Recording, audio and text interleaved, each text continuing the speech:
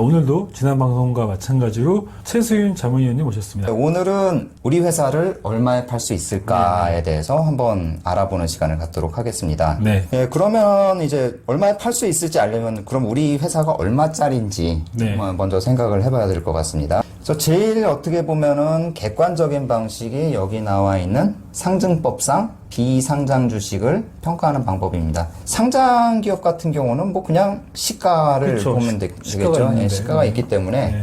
이제 비상장 주식일 경우에 네. 얼마짜리냐라는 걸 네. 이제 찾는 게 이제 굉장히 큰 과제가 될 텐데 네. 상증법상 이런 평가 방식을 이제 우리나라에서 많이 쓰는데 이유가 객관적으로 명확히 떨어져요. 맞아요. 예, 기업 가치라는 게 어떻게 보면 뭐 귀에 걸면 귀걸이, 코에 걸면 코걸이처럼 왔다 갔다 할 수 있지만 이제 상증법상 가치는 딱 정해져 있기 때문에 일단 이거부터 시작을 합니다. 그래서 순자산 가치는 40%, 손익 가치는 60%인데 순자산 가치는 말 그대로 총 자산에서 총 부채를 빼면 당연히 자산에서 부채 빼면 나머지가 순자산, 주주의 네. 몫이기 때문에 이게 기업 가치다.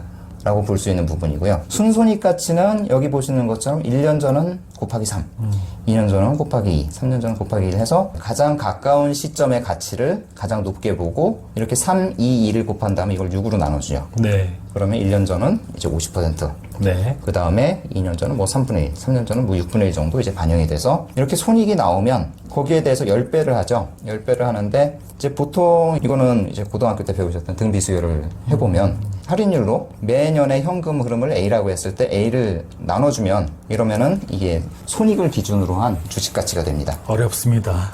등비수열 기억도 안 나요. 예. 예. 예. 그래서 등비수열은 네. 기억하시지 않으셔도 되고 네. 손익이든 현금 흐름을 이 할인율로 나눠주면 기업 가치가 된다. 여하튼 뭐 이것 상증법 평가가 가장 이제 많이 이루어져 있고 또 국세청도 이걸 활용하고 있죠. 네네, 맞습니다. 예.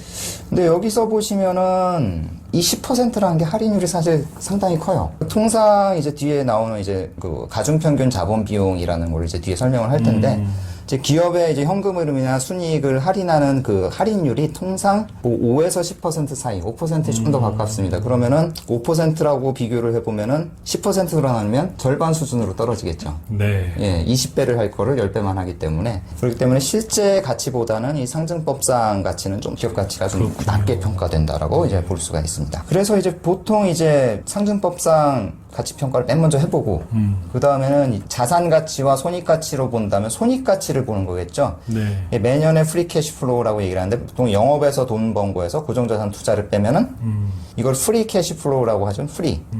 그러니까 영업에서 돈 번 거에서 고정자산 투자하면은 내가 할 거 다 하고 남은 돈이 되죠. 자유롭게 쓸 수 있는 돈이 되기 때문에 그래서 프리 캐시플로우라고 하는데 이 매년 들어오는 이 프리 캐시플로우가 결국 기업이 남기는 어떻게 보면 우리가 이윤을 남긴다라고 했을 때 네네. 이윤의 개념을 이제 여기서는 이제 프리 캐시플로우를 중심으로 보는 거죠. 그래서 매년 남은 돈을 1 플러스 할인율로 할인한다. 예를 들어서 내년에 돈은 올해 내가 100원이면 내년은 100원보다는 좀 줄어들겠지. 그렇게 할인율을 여기 나와 있는 것처럼 1 플러스 가중평균 자본 비용. 가중평균 자본 비용이라는 거는 그냥 내가 그 자본을 조달할 때나 부채를 조달할 때 그 규모에 따라서 어느 정도 평균적으로 조달을 하는지 그래서 할인율을 이 기업에 대해서 어떻게 적용하는지 그러기 위해서 쓰는 할인율이라고 보시면 됩니다.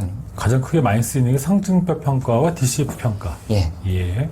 상증법 평가는 솔직히 결론적으로 상증법 평가액이 맞다라고는 하진 않아요. 그렇죠. 왜냐하면 기업의 가치라는 건 미래에 내가 돈을 벌 수 있는지 없는지를 가지고 평가를 하는 거지 과거의 기록은 어떻게 보면 그냥 하나의 참고 자료죠. 네. 그래서 상증법상 이 평가 금액은 이게 우리 기업의 가치가 아니고 한 이 정도부터 출발해보자. 이 정도 얼추 비슷하겠지라고 이제 생각하고 객관적으로 누구나 알 수 있는 수치이기 때문에 거기서부터 출발점을 하는 거고요. 어떻게 보면 이론적으로 가장 맞는 것은 여기 나오는 이제 현금 흐름을 할인하는 것. 미래에 내가 얼마만큼 돈을 버는지를 가지고 기업 가치를 평가하는 방법이 되겠습니다. 실제 M&A에서는 두 가지 평가를 다 하겠지만 두 번째 게 핵심적으로 쓰이겠네요. 예, 그렇죠? 맞습니다. 네네. 예. 그런데 이 현금 흐름 할인이라는 거는 상당히 주관적이죠. 그렇죠. 왜냐면 미래에 이렇게 벌 거다.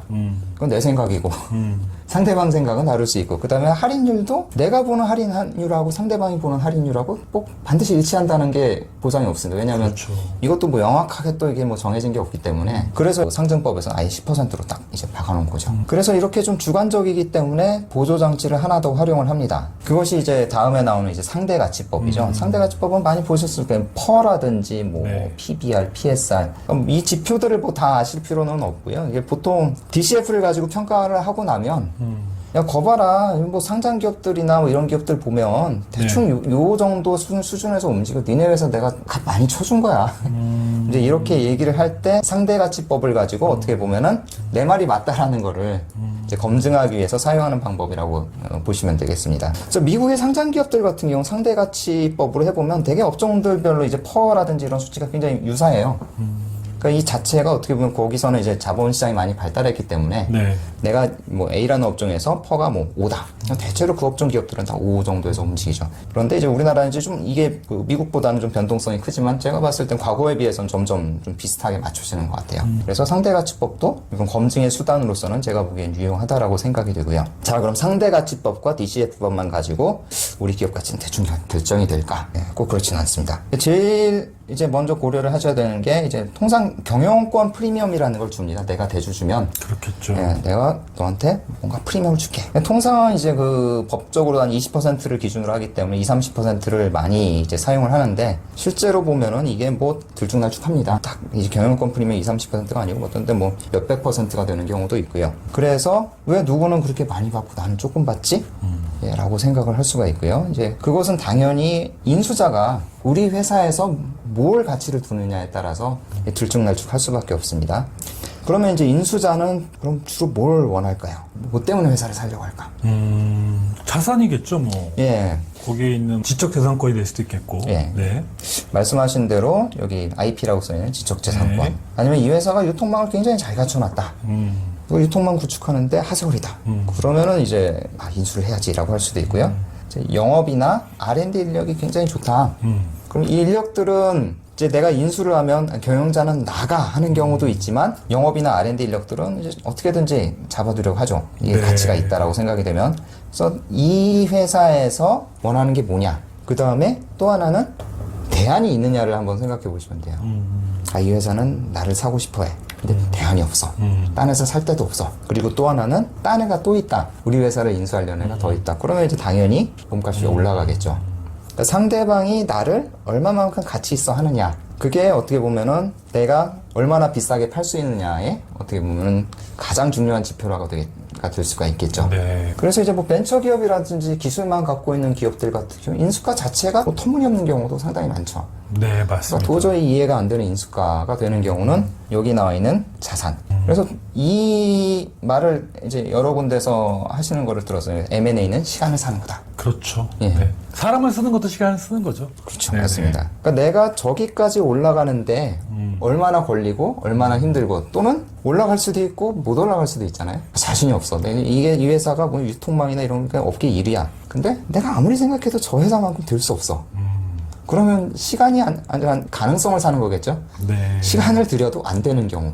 그럴 경우에는 가치가 더 올라가겠죠. 그렇군요. 예. 그 다음에 보셔야 될 게 도대체 이 M&A를 하고 싶어 하는 거 누구냐. 그래서 대기업 같은 경우에 그냥 회장님이나 사장님이 야, 우리도 회사가 크려면 M&A 해야 되지 않아? 그리고 실무자들이 뛰는 경우가 있습니다. 네. 그렇게 실무자들이 뛸 때, 대기업이 우리 회사 살려고 하네? 비싸게 부른다. 그럼 안녕히 계세요. 하고 갑니다. 왜냐면 이 친구는 내가 봤을 때 기업 가치 요 정도 될 거다라는 범위가 있어요. 그러면 그거를 윗사람한테 설득을 해야 되는데 비싸게 부르면 설득이 안 돼요. 그래서 딱 봤을 때 저 회사가 우리 회사에 특별히 관심이 있거나 CEO 입장에서 저 회사의 CEO 입장에서 우리 회사를 별로 왜 사야 되는지 잘 모르겠다. 근데 난 팔고 싶다. 그러면 그 합리적인 수준에서 만족을 하시는 게 맞습니다. 그렇지 않고 꼭 팔고 싶은데 상대가 대기업이라고 비싸게 부르면 바로 가버립니다. 왜냐면 딴 데 또 찾아봐야 되거든요. 그렇죠. 지금 말씀은 전문용어로 보통 쇼부 친다고 하는데 그런 쇼부를. 예, 맞습니다. 그래서 이제 구글의 유튜브 인수 사례가 어떻게 보면은 조직 내에서 인수를 주도하는 사람이 CEO가 되면 네. 얼마나 비싸게 팔 수 있는지를 간접적으로 보여주는 사례가 되겠습니다. 그러니까 여기 보시는 것처럼 유튜브는 2005년에 창업을 했어요. 그러니까 1년밖에 안 2005년에 창업하고 2006년도에 팔았어요. 매출도 뭐 여기 제가 없는 회사로 썼지만 이제 정말 없었는지까지는 제가 확인이 미미했는데 되진 않지만 이제 뭐 매출이라고 할 만한 게 별로 없었죠. 광고 이제 좀 붙기 시작하는 정도. 그런데 이걸 16억 5천만, 그러니까 우리 치면 지금 한 거의 2조 가까운 금액을 주고 샀습니다. 그러니까 우리 전문위원님은 이 케이스가 잘못 샀다? 잘못 샀다가 아니고 네. 조직 내 인수 주도자가 최고 경영자였기 때문에 이게 가능했다라고 말씀드리죠. 예. 이걸 주도한 사람이 레리 페이지하고 에릭 슈미트. 그러니까 구글에서 제일 높은 사람이에요. 대빵이죠. 네, 네. 대빵 둘이 이 회사는 사야겠다라고 마음을 먹은 거예요. 오히려 내부에서 실무자들은 우리 유튜브 같은 거 충분히 내부적으로 만들 수 있습니다. 라고 얘기했는데 에릭 슈미츠나 뭐 레리 페이지가 보기엔 될 수도 있지만 안 될 가능성도 크다. 시간보다 더 크게 가치를 두는 게 가능성이죠. 가능성이 없거나 가능성이 매우 낮은 거를 내가 100%를 만들 수 있는 거다. 그때 가치가 가장 큽니다. 그래서 이 사람들이 봤을 때는 우린 죽었다 깨나도 저렇게 동영상 1위 업체를 못 만들어. 유튜브 던지자. 그래서 데니스라는 실리콘밸리의 아주 이제 데니스는 뭐 아시다시피 프랜차이즈 레스토랑이고 뭐 값이 비싼 데도 아니고 거길 간 이유는 사람이 없어서 사람이 없는 식당에 가서 만변할까봐 이 두 사람이 바로 16억 5천만 달러를 불러요. 그래서 이 스티브 첸이 나중에 인터뷰에서 난 저 사람들 왜 그 가격을 불렀는지 모르겠다. 난 우리 회사가 그런 가치가 있는지도 모르겠다. 그랬어요? 예. 그런데 도저히 상상할 수 없는 금액을 부르니까 네. 그러고 30분 만에 협상이 끝나고 16억 5천만 달러에 이제 팔렸죠. 근데 이렇게 또 비싼 값을 부른 이유는 구글의 주식으로 주식 교환을 했습니다. 현금을 주는 거면은 좀 생각이 달랐겠죠. 그래서 실제로 이렇게 M&A 될 때는 무조건 다 돈 주세요라고 하는 것보다는 수단은 좀 다양하게 가져가시는 게 좋아요. 뭐 주식 교환 같은 수단도 우리나라에서 보면은 이제 저도 M&A 관련 업무를 했지만 별로 안 좋아하시더라고요. 우리나라는 현금이겠죠. 네, 이참에 나가자라고 하시는데. 네. 근데 구글 주식 같은 경우 이 사람들이 뭐 일부 팔고 뭐 또 일부 갖고 있고 또 뭐 이제 그 뒤에도 뭐 2006년 이후에 구글 주식은 또 어마어마하게 올랐기 때문에 그래서 현금이 아닌 다른 수단이었기 때문에 또 이렇게 큰 가격을 이제 부를 수 있었다라고 보시면 되겠습니다. 그래서 저 사람이 원하는 게 뭔지 특히 저 사람이 시간을 사고 싶어 하는 건지 가능성을 사고 싶어 하는 건지 그 다음에 사고 싶어 하는 사람이 CEO인지 아니면 그냥 한번 가격 불러본 실무진인지에 따라서 가격이 엄청나게 바뀔 수 있기 때문에 그와 같은 상황을 좀 잘 판단해 보시고 회사를 파실 때 거기에 필요한 만큼 적절한 가격을 제시하시면 훨씬 더 성공 확률이 높아진다고 볼 수 있겠습니다. 네. 오늘 주제는 내 기업을 얼마에 팔 수 있을까라는 주제로 진행해 주셨고요. 기업가치 평가 방법에는 상증법, 우리 2번 현금흐름 할인, 세 번째 상대가치법. 근데 추가적인 고려사항이 전 더 중요하게 들렸습니다. 결국에는 어떤 협상을 하느냐의 문제가 있는 것 같고요. 대표님들 중에 이제 엑시트에 대해서 관심 있는 분들이 많으실 텐데 제가 보면 우리 최수윤 우리 자문위원님께서도 M&A 경험이 많으시니까 궁금하신 분들은 연락을 주시면 좋을 것 같습니다.